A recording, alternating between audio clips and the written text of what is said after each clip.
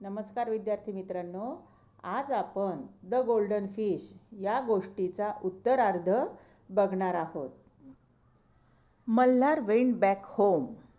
मल्हार घरी परतला. In place of the big house he saw a castle. त्याला त्या मोठ्या घराच्या जागी एक किल्ला दिसला. The castle had many buildings and towers. त्या किल्ल्यामध्ये अनेक इमारती व मिनार होते. There were many gardens around the castle. किल्ल्याच्या अवतीभोवती अनेक बाग बगीचे होते. What a beautiful castle, said Malhar. किती सुंदर किल्ला आहे हा, मल्हार म्हणाला. In the castle his wife sat on a throne of gold and diamonds. She wore a crown. त्या किल्ल्यात त्याची पत्नी सोन्याने आणि हिऱ्याने मढवलेल्या सिंहासनावर बसली होती. तिने मुकुट घातला होता. Are you happy now, asked Malhar. आता तरी आनंदात आहेस ना, मल्हारने विचारले. We shall see, said his wife. ते आपण मग बघूया, त्याची पत्नी म्हणाली. Some days pass. काही दिवसानंतर. मल्हार's wife called him. This is not enough for me. Now I want to be a goddess. काही दिवस निघून गेल्यानंतर मल्हारच्या पत्नीने त्याला बोलावले. हे मला पुरेसे नाही, मला देवी व्हायचे आहे, असे ती म्हणाली. Go to the fish at once, she ordered. त्या माशाकडे ताबडतोब जा, तिने हुकूम सोडला. Malhar went back to the sea and called the fish. Malhar परत समुद्रावर गेला आणि त्याने त्या माशाला हाक मारली.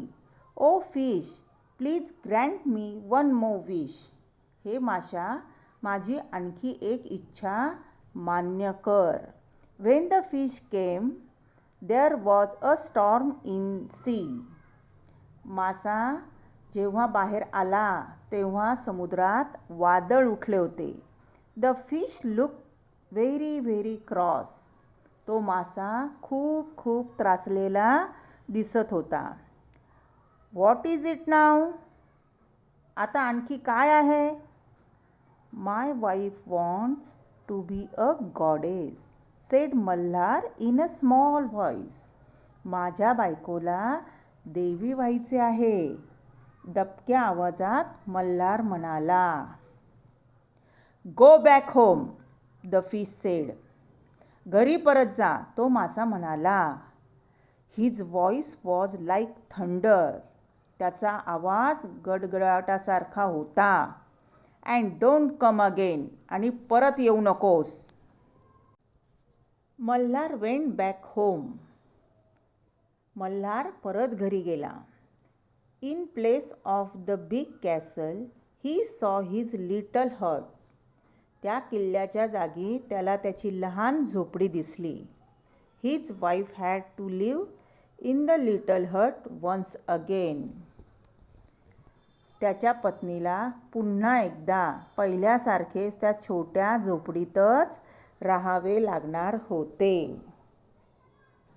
कोणत्याही गोष्टीचा अतिलोभ हा आपल्या विनाशाला कारणीभूत ठरतो, म्हणून अतिलोभ कधीही करायचा नाही.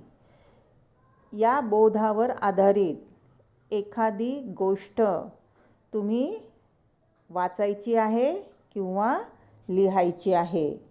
ठीक आहे बाळांनो, बाय बाय.